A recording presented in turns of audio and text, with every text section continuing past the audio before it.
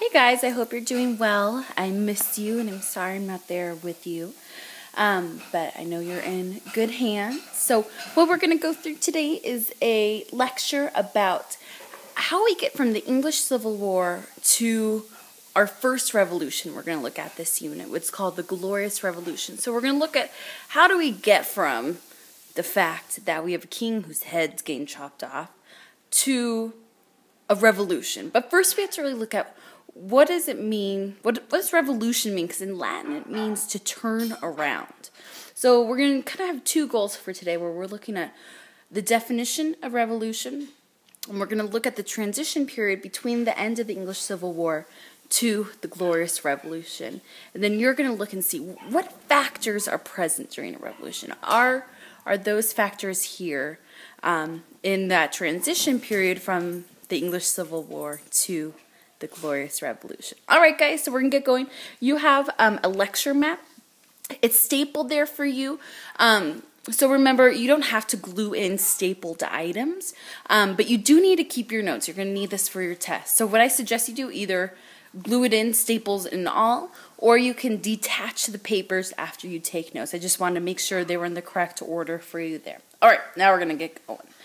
So what does revolution mean? What does that term mean? We hear it a lot, we talk about it a lot, but what does it mean? So we need to have a definition that we're going to use going forward. So in kind of its simplest terms, it's any sudden, radical, or complete change.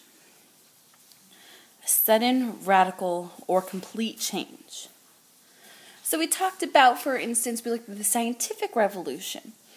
It's going to be a different type of revolution than the one we're going to look at, but it was a change in the way people looked at the world around them. Was it sudden? Was it radical? Was it complete?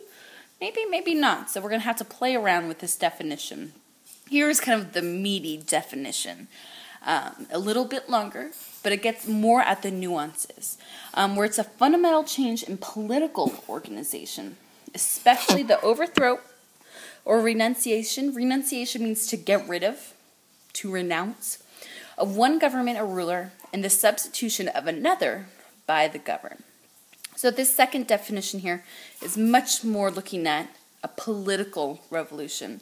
So it's a fundamental change, especially in the overthrow or renunciation, meaning to get rid of, especially in getting rid of a government and replacing it with another government by, it's important here where it says by the governed, meaning by the people. So keep that in mind as we go forward. So just to review, a complete change in terms of political organization where you get rid of one ruler or government, replace it with another, but that has to be done by the governed. So keep this definition kind of in your back pocket. We're going to come back to it again and again and again. All right, so we're going to look at the Glorious Revolution today and how we get to this revolution after the English Civil War. So just to be clear, the English Civil War was not a revolution. It was a civil war. It was a war within a country. But the effects of the English Civil War have a big hand to play in the Glorious Revolution. All right, so you don't have to do your discussion question right now. We're going to have these questions at the end, okay? So Oliver Cromwell. You might have heard of him before. I can't remember if the video kind of alludes to him. They do talk about him in terms of the fact that he was a general in the army. And he becomes, after the end of the English Civil War, because he was a Roundhead, meaning he fought on the side of the parliamentarians. So he's on the winning side. And what he does after the English Civil War is he becomes the military ruler of England. So he's not really the king, although the way he rules will very much be similar to a way a king might rule. He overthrows kind of the rump parliament, so he gets rid of the parliament. Sound familiar, huh? Basically what a rump parliament is a parliament that included members that were completely pro-parliament. So after the English Civil War, the only people that were in the parliament, think of it as after the English Civil War, the only people in parliament were Roundheads. All the Cavaliers were kicked out of parliament. So they didn't want anyone in parliament that was still loyal to the king or to the monarch. So Cromwell comes to power. He's the military ruler, and he gets rid of Parliament. Sounds familiar, right? And he's given the title of Lord Protector of the Commonwealth of England. And he rules England, again, similar to the way a monarch would.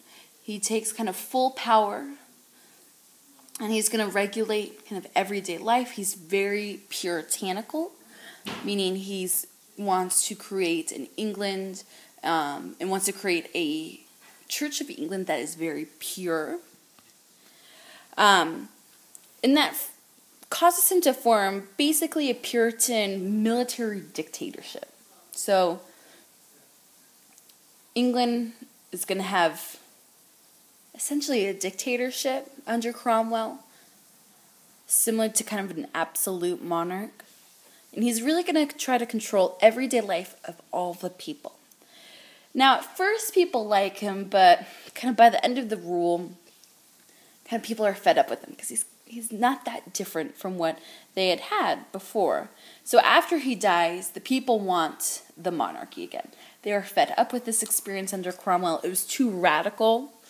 So they want to go back to the monarchy. You might be thinking in your head like, what? They just fought this whole war to get rid of it. But they weren't really mad at monarchy as an institution. They were mad at their particular king. So that's important to keep in mind. I know it's hard to kind of wrap our minds around it a little bit. But after Cromwell, people want to go back to the monarchy. And they go back to the Stuart monarchy. The person, the king they just killed, they're going to go back to his family. All right. So the next kind of stage of this is called the Restoration. And the king that comes to power is Charles II. So Charles II is crowned king by a new parliament that was created after Cromwell died in 1660. And he is a Stuart.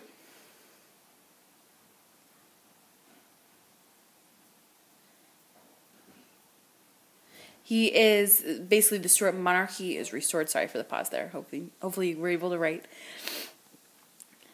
But there's some lingering problems when he comes back in power. And you might be thinking to yourself like, what? His dad was just killed and he comes back to power. But he was a little different from his dad, but he's going to inherit some of the problems that were there under his dad's rule. So first, they couldn't figure out what the relationship should be between Parliament and the Crown in terms of the need for money.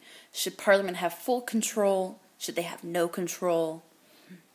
So essentially, who controls the money is still undecided when he comes back to power. And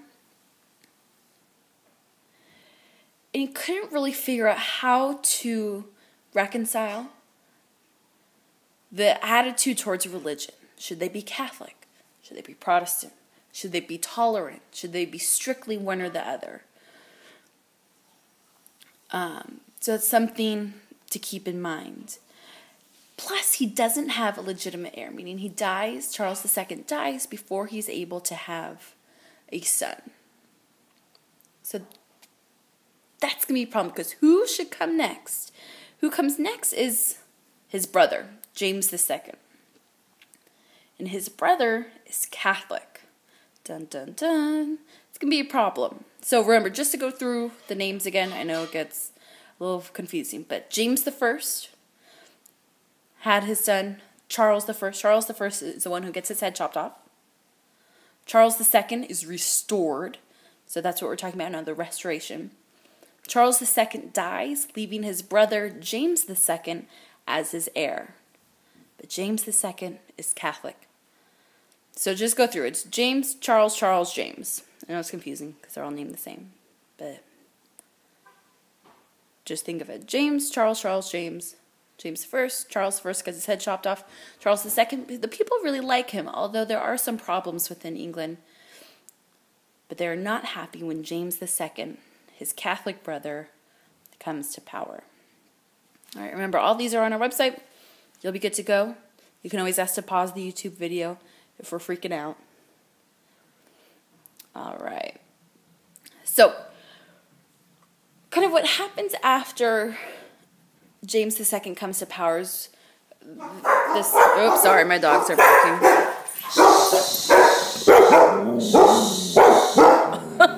Hold on. All right, so the era after the Restoration. Shush, sorry. Ruby Jackson, go. So the era after is called the Great Catholic Scare.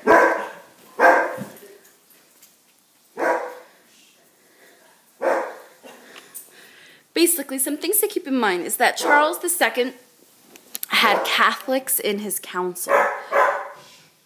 So even before James comes to power, there were some people on Charles II's council who were Catholic, which was okay, but not great. Because people are going to start seeing this as essentially that the Catholics are trying to come to power. And it wasn't as scary when Charles was in power, Charles II, but when James comes to power, that's going to really freak people out. Hence the name Great Catholic Scare. And some anti-Catholic laws were established. First, you have the Clarendon Codes of 1661 to 1665. Basically, there are 4 anti-Catholic, anti-conformist laws. Basically sets Catholics as being kind of second-class citizens, not having as many rights. There are also the Test Acts of 1673 to 1678. And it made it so any person, in this case any man during this time, any man taking office, meaning if you were part of government, you had to denounce Catholicism. You were not allowed to be Catholic and be a government employee, government leader. So you're second-class citizens, you cannot be part of government.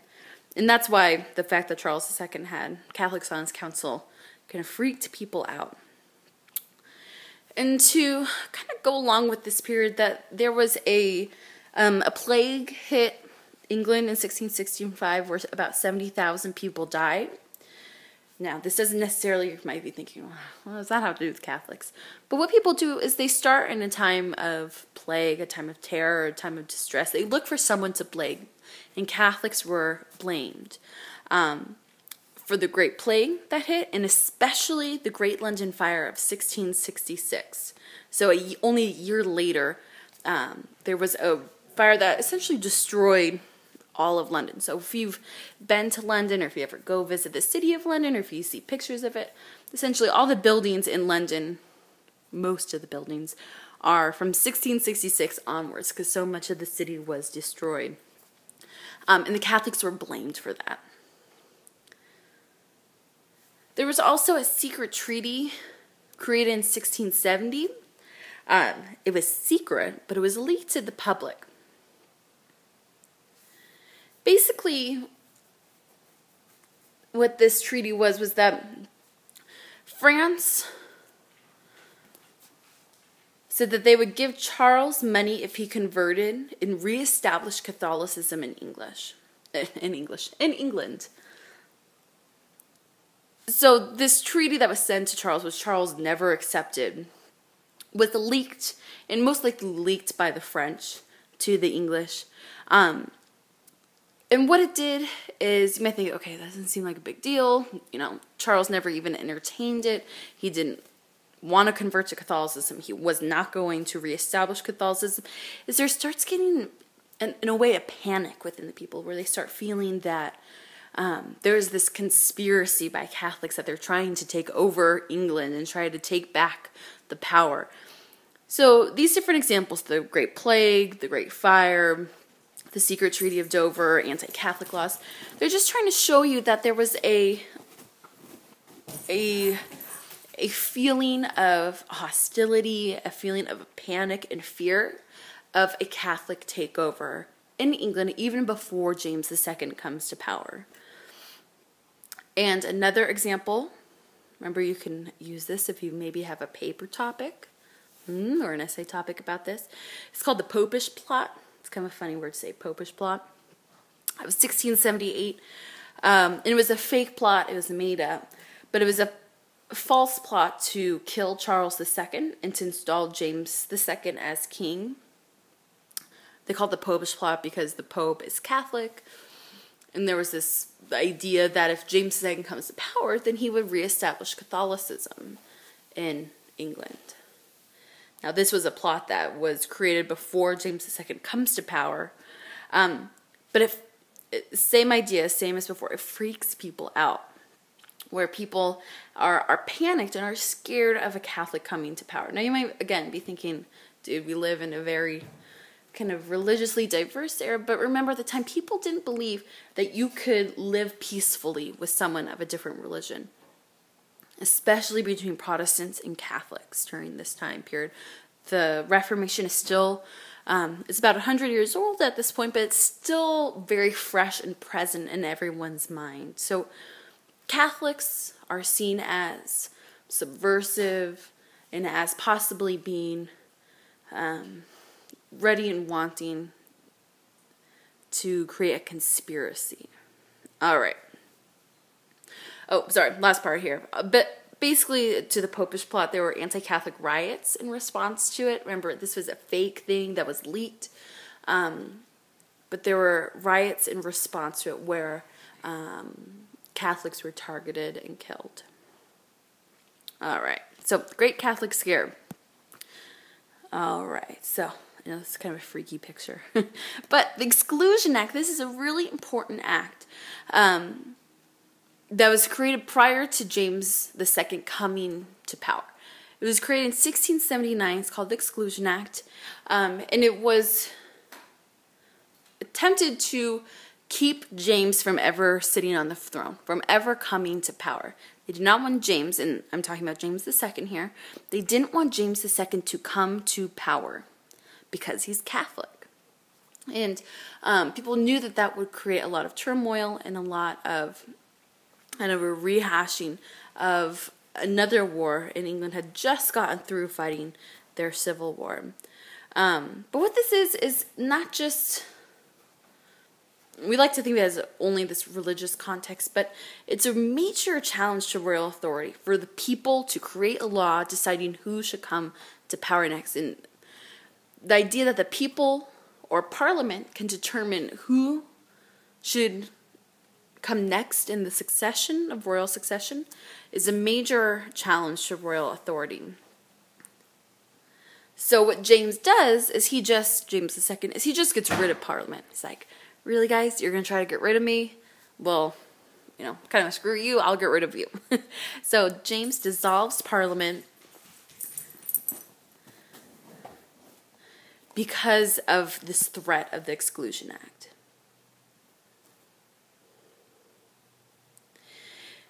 And just to give you some context, is that French Protestants were being attacked by Catholics within France. So going on in France at this time period is that Protestants were being killed and attacked and essentially chased out of France.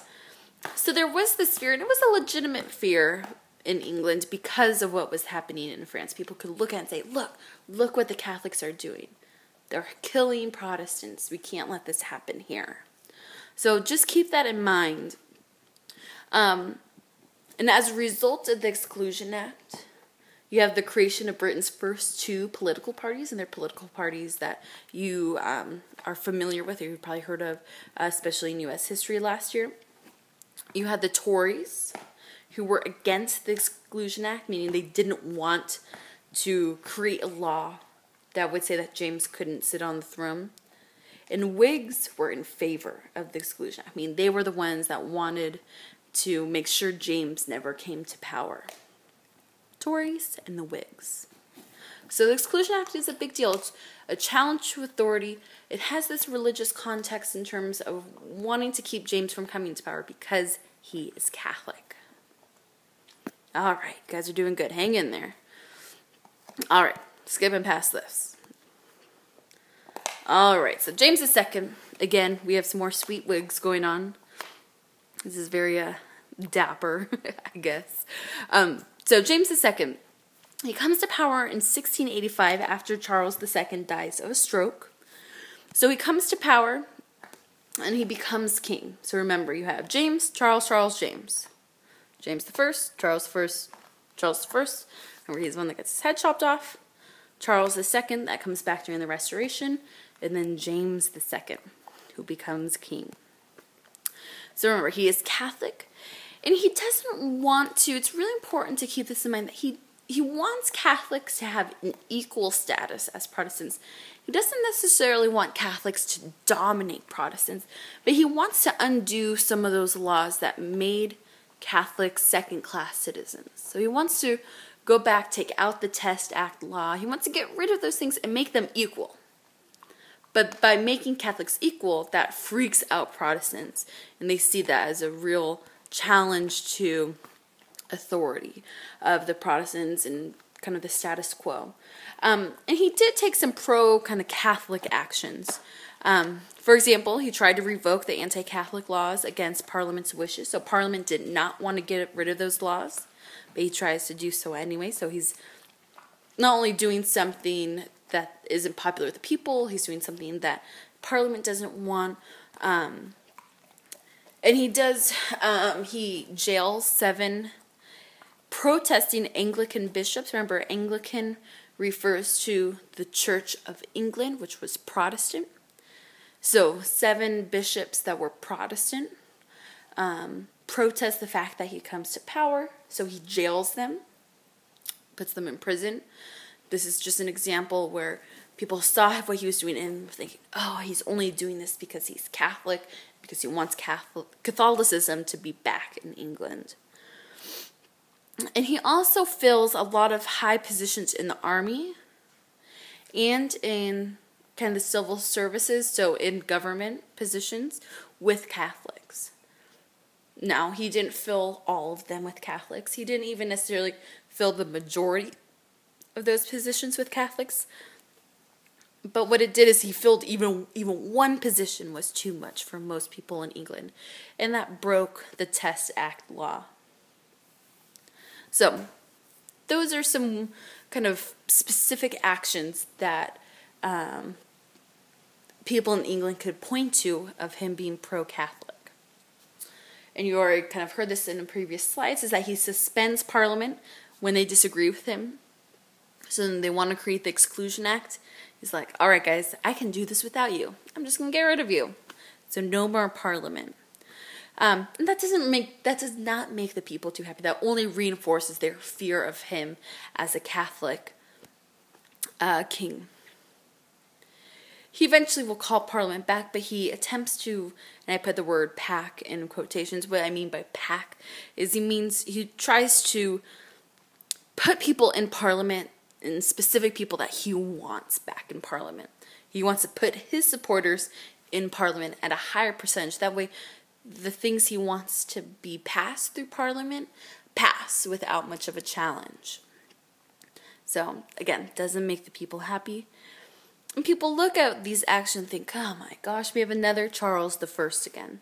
Remember, Charles I is the guy that they cut his head off. So, and this isn't in the distant past. This kind of is still really fresh. So he seems like he's going to rule like his father, Charles I. Because remember, Charles II and James II are brothers. All right. And James II does have a son. So what that does is that creates a fear in the population that there's going to be a chain of Catholic kings. Have a line of Catholic kings that are going to come back to power, or going to be in power, and that are not going to be Protestant. And that really irks the people. And they think, okay, we need to get rid of James II, because if we don't, then we're only going to have more and more monarchs that are Catholic. All right, again, you guys are doing good. You're hanging in there. We're going to keep on keeping on. All right, so finally, we got to the moment of revolution. So, how this is all going to go down. So, William III, William III, I'm going to confuse you. William III of Orange, which is Holland today, is married to Mary. Is married to Mary II, James's daughter. So, James II has a daughter named Mary, and Mary II gets married to William III of Orange. And it's really important to know that these guys are both Protestant. So, both William and Mary, James's daughter, and her husband are both Protestant. So, keep that in mind. All right. So, just keep in mind that those are two players hanging out there. So, the Mortal Seven, which were just 7 members of Parliament, they sent a letter to William. So, William III of Orange, who's married to James's daughter. They sent him a letter saying, look, William, we will help you take power in England. We'll make sure there's no challenge to you taking power if you come now. We're going to get rid of James, and we're going to make you the King of England. Come now, please. That's kind of how their letter went. So, these immortal 77 members of Parliament sent a letter to Mary and William saying, we want you to be our next king and queen. You're Protestant, and we want to get rid of James II, so please come. So, William accepts, and he sails along with Mary to England in November of 1688. And as this is going on, is that James realizes he has nowhere to turn. He doesn't really have any allies within England. So he flees to France, because France is mostly Catholic at this point, because no one is supporting him. He realizes pretty quickly that William and Mary have a lot of support by the people, by a majority of Parliament, and James doesn't have the power in order to fight back. So he flees, he runs away to France. Oops, there we go, sorry, comes back. Came up fast. Basically, James, he tries to come back to power in 1690. He's going to have his son, his grandson, they're going to try to come back to power, but they're never successful. He loses. So James II is essentially forced out by his own daughter. His daughter overthrows him in a revolution. You might be thinking, like, this is kind of an anticlimactic revolution. But it was, and I want you to think, was this a complete change? Does this fit into our definition of what a revolution is? You don't need to answer that now, but keep it in the back of your mind. So these are the events of the Glorious Revolution. The Mortal Seven send a letter to William and Mary asking them to take power in England. They accept. They come to England, and James flees. All right. You'll discuss those in a sec. All right. So, along with bringing William and Mary, the Parliament also forces them to sign what's called the English Bill of Rights. So, once they land, William and Mary become joint monarchs. So they both essentially share equal power. And they sign the English Bill of Rights in 1689. And they were forced to. They were willing to do so. But they weren't able to become those monarchs unless they signed this Bill of Rights. So, a couple of things that the Bill of Rights does is it limits the king's power. Essentially, the monarchy has limited power. So they're kind of signing away some of their power. And what it does is it empowers the Parliament, meaning it gives more power to Parliament. That power that rested with the monarchy, with the kings, is essentially shifted over to Parliament. And it's going to give more rights to individuals. Meaning the people are going to have rights that are outlined, that are specific, and that can't be taken away. So just because you have a new king or queen doesn't mean that your whole kind of citizenship and your whole rights shift, every 20, 30, 40, 50 years when you get a new monarch. And this is really important here, this point here. It ends the idea of divine right in England.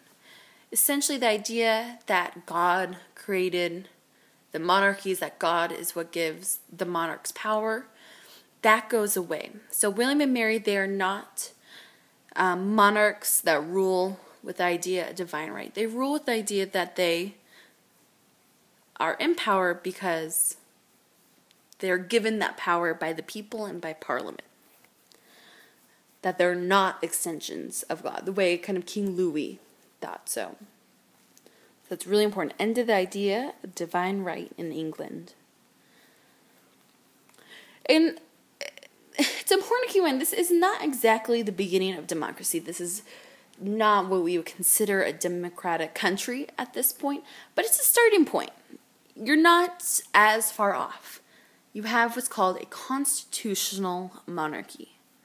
That you have some challenges to the king's power. They can't just do whatever they want anymore. They're limited power. That power is shifted over to Parliament. And the people, individuals, have rights. All right. So, what you're going to do, you'll probably do this tomorrow, is that you're going to look at the English Bill of Rights and start to see what's here, what's in this English Bill of Rights. And you're going to dissect it, as well as looking at, was the Glorious Revolution, was it a revolution? And to what degree was it a revolution? All right. I hope you guys are doing well. I haven't checked my email a little bit. I will hopefully be getting on that today and tomorrow. So if you're waiting for a reply from me, hold tight. You guys are being very patient, and I really appreciate it. Keep up the good work. I come in and see what you guys are doing. So you'll also get a new Edmodo post. So keep that in mind. All right, guys. Miss you a lot, and hope you're doing well. Take care. Bye-bye.